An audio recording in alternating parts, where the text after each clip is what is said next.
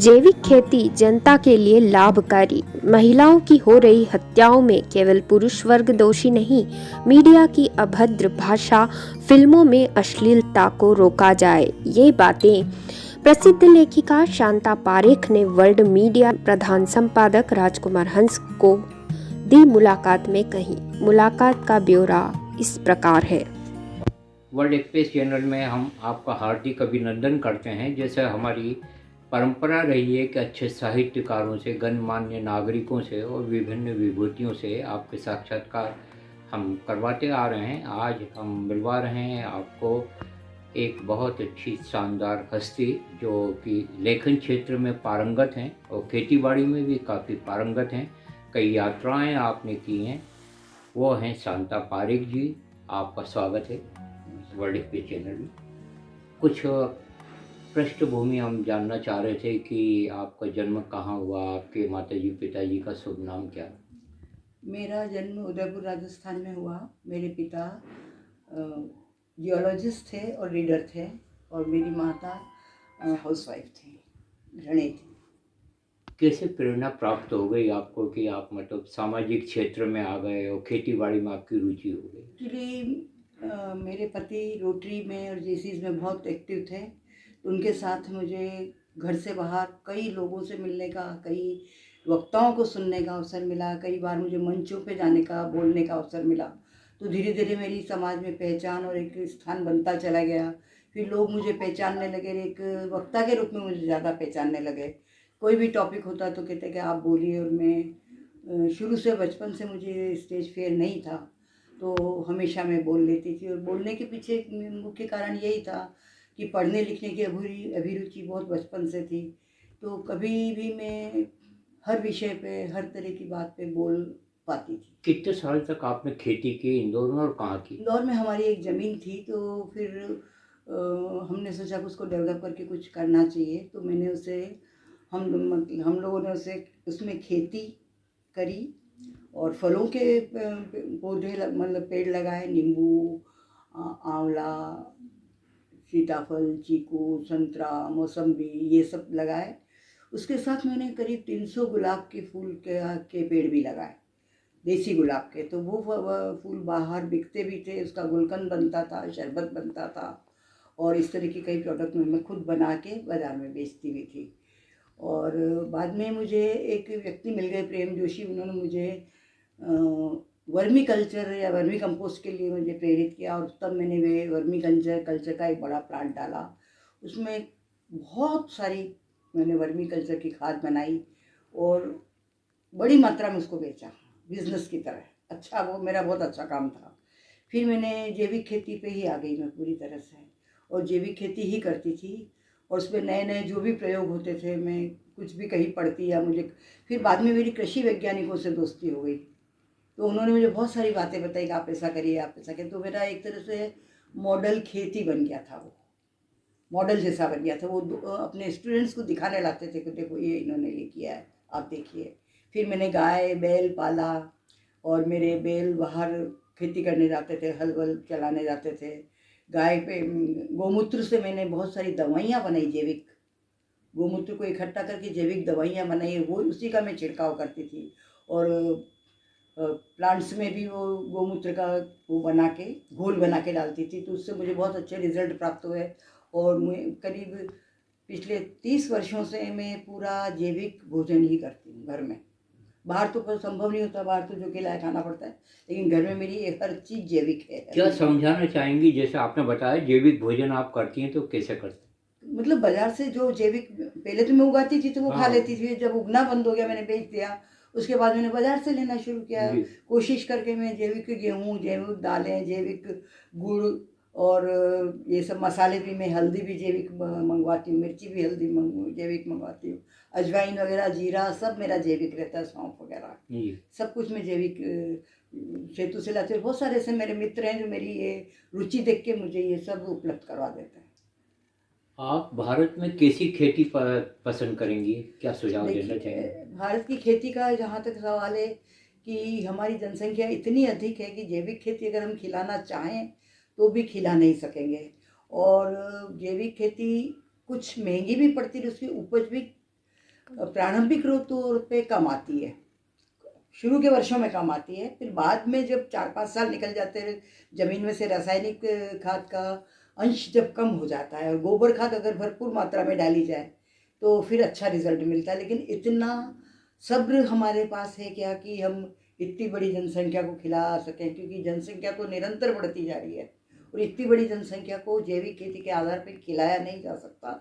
और अगर सरकार चाहे और इसका प्रचार प्रसार करे और उन लोगों को सब्सिडी दे, किसानों को प्रोत्साहन और सब्सिडी दे और हर जगह इसकी उपलब्धता करा दे, तो हो सकता है कि लोगों को जो वर्तमान में इतनी बीमारियां हो रही है, मेरा तो पूरी ये मान्यता है कि जितनी जैविक खेती, जैविक भोजन होता है उससे हमारे शरीर के अंग कमज़ोर नहीं होते हैं। अभी जिसको देखो लीवर, किडनी, ये सब चीज़ें, फेफड़े, हार्ट कमज़ोर हो रहे हैं, उसका एकमात्र कारण मैं तो यही मानती हूँ। हड्डियाँ बहुत ज़्यादा जल्दी गलती है इन कीटनाशकों से, और कैटरेक्ट तो 100% इसी से होता है, क्योंकि कैटरेक्ट का जो ऑपरेशन होता है तो उसके लिए बोला गया कि जब दवाई आप छिड़को तो मुंह पे मास्क लगाओ, आँख पे मास्क लगाओ, चश्मा पहनो, उसके बाद में। पर कोई किसान इस प्रकार की सावधानी बरतता नहीं है, उससे उनके कैटरेक्ट जिस गति से बढ़ा है उसका एकमात्र कारण दवाइयों का बुरी तरह किया जाने वाला छिड़काव असावधानी पूर्वक। आपका स्वास्थ्य उत्तम है? हाँ, मेरी एज के हिसाब से मैं उत्तम ही मानूंगी जी। कितनी एज है अभी आपकी? मेरी एज 73 है।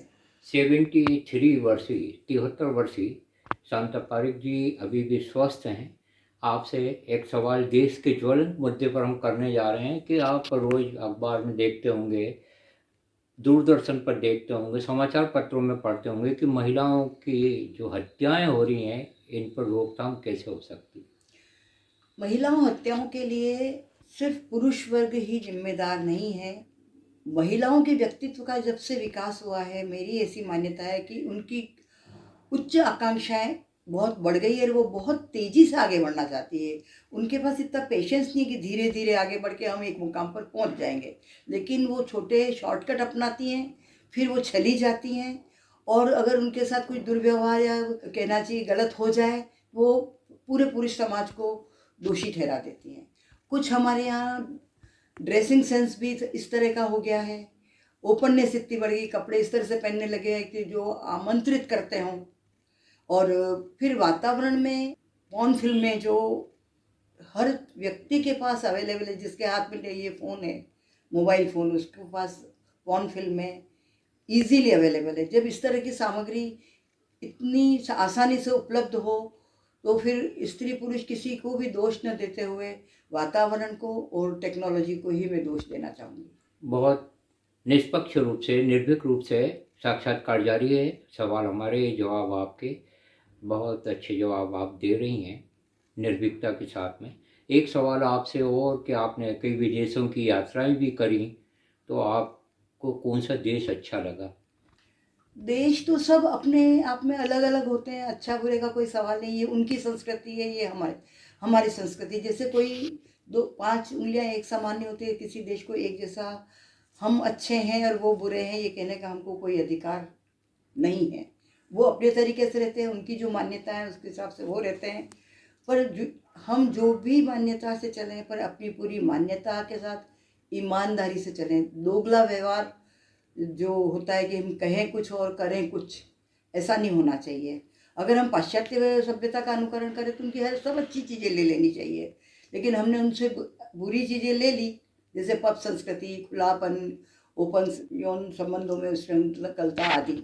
लेकिन हमारी जो अच्छी चीज़ें हैं वो लोग बहुत पसंद करते हैं, और वो अब इस तरफ आकर्षित भी हो रहे हैं। क्योंकि मैंने कई किस्से ऐसे भी सुने हैं कि कुछ लोग विदेशों से जब आए तो ऋषिकेश में घूमते घूमते ऋषिकेश में बस गए और किसी ऋषि के आश्रम में चले गए, और बाद में उसको वो ढूंढने उसका भाई आया तो वो भी वहीं रह गया, तीसरा भी वहीं रह गया। तो माता पिता परेशान हो गए कि सब लोग भारत जाके वहीं के क्यों हो जाते हैं।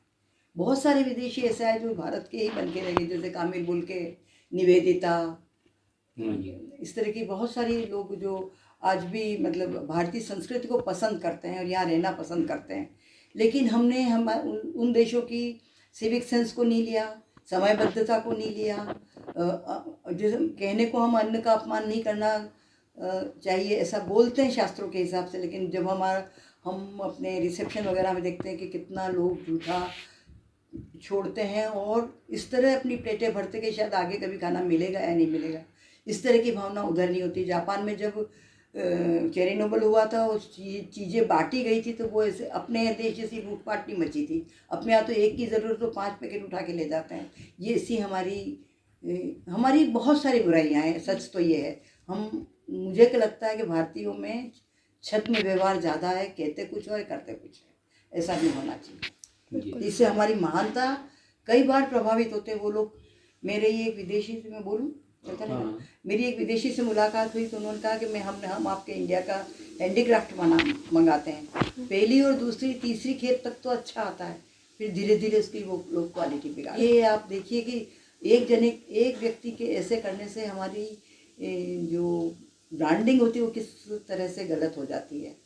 तो हमें इंग्लैंड में एक भारतीय हाई कमिश्नर थे, उनसे जब मेरी मुलाकात हुई तो उन्होंने कहा कि इंग्लैंड में ये प्रसिद्ध हो गया है कि भारतीय लोग कानून तोड़ते तो नहीं हैं, इंग्लैंड के कानून की बात कर रही हूँ, और कानून को इस तरह मोड़ देते हैं कि हम उनको पकड़ नहीं सकते, मतलब बड़े शार्प होते हैं।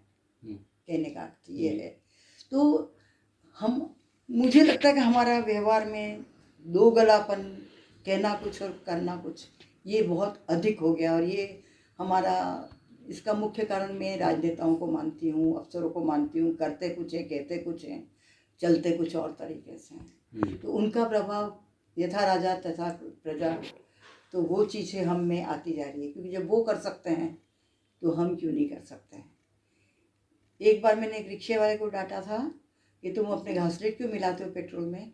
बोले तुम हमको क्यों पकड़ते हो, वो बड़े बड़े कोयले घोटाले वाले को पकड़ो ना, राष्ट्रमंडल वालों को पकड़ो ना। जब आप बड़े लोग ऐसा काम करेंगे, तथाकथित बड़े लोग, तो छोटे लोगों की हिम्मतें तो बढ़ी जाएगी। पर होता क्या है कि बड़े को कोई पकड़ नहीं पाता, बड़े मगरमच्छ पकड़े नहीं जाते, छोटी छोटी मछलियों को कोई भी पकड़ लेता है। ऊंची इकाइयों से देश में करप्शन बढ़ता जा रहा है, ये आज के साक्षात्कार का उपसंहार है। शांता पारेख जी ने एक किताब लिखी है, सरे राह चलते चलते, इसके भी दर्शन हम आपको करा रहे हैं। इस किताब के बारे में क्या बताना चाहेंगे? एक्चुअली एक बार मैंने कुछ लेख लिखा था सैनिकों पे, और मैंने सोशल मीडिया पे डाला, तो कुछ लोगों ने उसको बहुत पसंद करके मुझे लिखा कि आपने ये बहुत अच्छा लिखा रहा, आप लिखिए। और तो उनकी प्रेरणा से मैं बार बार और अनेक लेख लिखती गई, और फिर एक सिलसिला सा बनता गया और एक पुस्तक का आकार उसने ले लिया। इसमें यात्राओं के अलावा कुछ अलग बातें भी हैं, जैसे जनरल मानेक शॉ के बारे में इसमें मैंने लिखा है। इसमें एक लेख मीना कुमारी के बारे में है, 2-3 लेख मेरे सैनिकों पे है, क्योंकि सैनिकों के प्रति मेरे को श्रद्धा भी है, सम्मान भी है। और मैं ऐसा मानती हूँ कि आज हम यहाँ सुरक्षित बैठे हैं या अपना जो भी काम कर पा रहे हैं, तो निश्चित रूप से हमारे सैनिकों की इसमें बहुत बड़ी भूमिका है। वो हैं तो हम हैं, ऐसा मेरी मान्यता है। बहुत अच्छा आपके विचार हैं। सैनिकों पर भी आपने लिखा है, वर्ल्ड एक्सप्रेस चैनल सैनिकों से प्यार करता है, राष्ट्रभक्ति का शंखनाद करते आए हैं हम, और 52 साल पत्रकारिता में होने के बाद में एक ही रुचिकर साक्षात्कार आपको हम भेंट कर रहे हैं।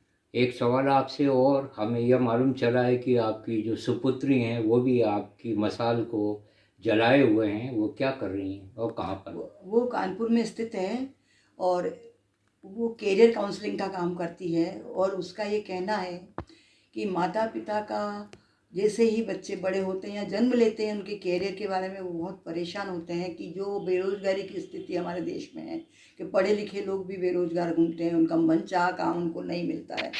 तो उसने ये कैरियर काउंसलिंग का काम शुरू करा, इसमें वो बहुत सक्सेसफुल है।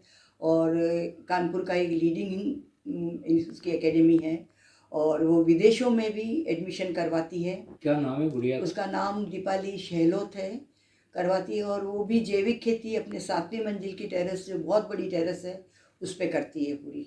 तो करीब 22 प्रकार की सब्जियां वो उगाती है। बहुत कम सब्जी मुझे बाज़ार से लानी पड़ती है। और ऐसे भी वो बहुत, परसों ही वो सीतारमन के साथ थी, 2-3 दिन पहले। उसके पहले वो एक दिन ये किरण बेदी के साथ थी। उसके पहले एक बार उसने अर्णव गोस्वामी का इंटरव्यू लिया था। जी। तो वो भी बहुत एक्टिव है। और बहुत अलर्ट टाइप की महिला है और बहुत अच्छा काम कर रही है। उस अपने क्षेत्र में उसका खूब नाम है और पूरे ऑल ओवर इंडिया से उसके पास टेलीफोन से वो सबको कंसल्टेंसी देती है। वैसे पढ़ने भी आते हैं घर बच्चे, लेकिन टेलीफोन पे वो सबको अच्छी कंसल्टेंसी देते हैं। लोग बहुत खुश हैं उससे। आपका अध्ययन चिंतन मनन बहुत अच्छा है और आप काफ़ी पढ़ती हैं, लिखती हैं। आपसे आखिरी सवाल आज के साक्षात्कार का हम करने जा रहे हैं कि भारतीय मीडिया से आप क्या कहना चाहेंगी, क्या अपेक्षा रहेगी आप? मीडिया एक बहुत बड़ी चीज़ होती है। वो मतलब जनता की, समाज की और राजनीति की, तीनों की बातें एक साथ उजागर करता है। तो उसमें निष्पक्षता होनी चाहिए, ये मेरा कहना है।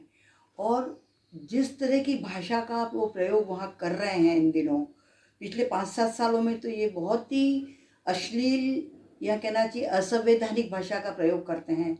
जब वो भाषा बहस करते हैं तो ऐसा लगता है कि वो कोई सभ्य नागरिक नहीं है, बल्कि इस तरह से चिल्ला चोट करके करते हैं तो लगता है कि अगर हमारा पढ़ा लिखा वर्ग ऐसा है तो हम स्लम एरिया के व्यक्ति अगर गंदी या अश्लील भाषा का प्रयोग करें तो उसमें क्या गलत है। हम उन्हीं से तो सीखते हैं। टीवी हमारे यहाँ एक मात्र मनोरंजन का साधन है और उसमें इस तरह का जो अभद्र भाषा, अभद्र हाव भाव और शारीरिक अंगों का जो संचालन होता है वो बिल्कुल भी मतलब सहने योग्य नहीं है।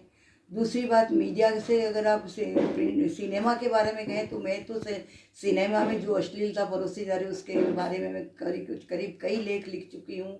और हमारा अगर किसी चीज़ का उद्घाटन या फीता कटवाना है तो किसी हीरोइन को बुला सकते हैं, लेकिन अगर आपको बहू बनानी तो आप किसी भी हीरोइन को बहू बनाना पसंद नहीं करते। ये मेरा सोचना है। और सिनेमा का हमारे ऊपर बहुत गहरा प्रभाव है। कुछ फिल्मकारों ने बहुत अच्छी मेहनत की है, जैसे कश्मीर फाइल्स है या ताशकंद फाइल्स है या पाठशाला करके एक कोचिंग पे की पिक्चर आई थी। इस तरह की बहुत अच्छी पिक्चरें भी बनी है, लेकिन अधिकांश पिक्चरों में नाच गाना और जो अंग प्रदर्शन महिलाओं के द्वारा किया जा रहा है, कास्टिंग काउच और बहुत ही गंदा सब, उसने हमारे पूरे समाज को, उससे भी ज़्यादा बड़ी बात यह है कि इनकी जो गॉसिपबाजी होती है, उसका उससे रिश्ता हुआ, उससे रिश्ता टूट गया, उसने उसके साथ ब्रेकअप कर लिया, उसने उसके साथ कर लिया, ये सब बातें जब हमारे युवा सुनते हैं उन पे भी एक गहरा प्रभाव पड़ता है और वो सब चीज़ें वो अपनाने की कोशिश करते हैं। और माता पिता उनसे बहुत दूर रहते हैं, बहुत दूर शहरों में पढ़ते हैं और हर बात के लिए हर जगह कैमरा तो लगाया नहीं जा सकता। ऐसी स्थिति में हमारे युवाओं को बचाना मैं सोचती हूँ कि बहुत मुश्किल हो गया है। बहुत अच्छे विचार आपने व्यक्त किए, बहुत बहुत धन्यवाद। जो भी हमारे दर्शक देख रहे हैं साक्षात्कार पर, आपकी प्रतिक्रिया आमंत्रित है। सारे जहां से अच्छा हिंदुस्तान हमारा। हम यह प्रयत्न करें कि भारत विश्व गुरु था, है और रहे। इस उम्मीद के साथ में आपको यह साक्षात्कार समर्पित किया जा रहा है। धन्यवाद। जय हिंद, जय भारत। नमस्कार।